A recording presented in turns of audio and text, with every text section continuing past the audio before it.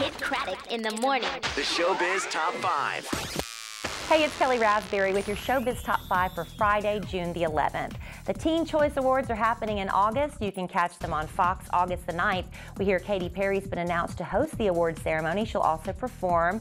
We also hear that Miley Cyrus is performing, Miranda Cosgrove, who plays iCarly on Nickelodeon, and Christina Aguilera, who will have to tone it down just a bit for the teen audience. And the big surprise is Britney Spears is scheduled to perform. I hope that one's true, because then I will be tuning in for that.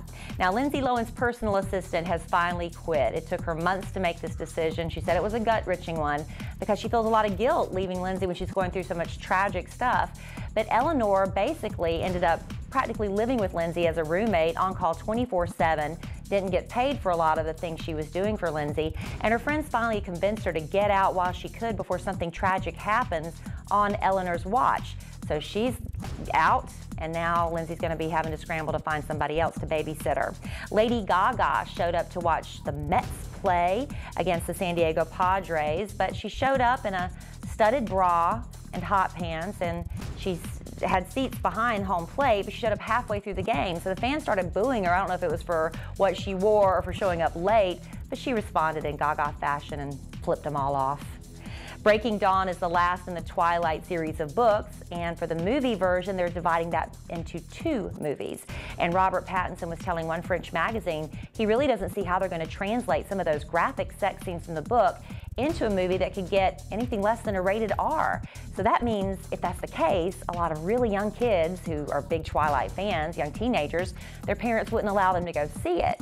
Well, that would be a big hit in the pocketbook, so look for the director to make whatever concessions he has to get a PG-13 on that thing.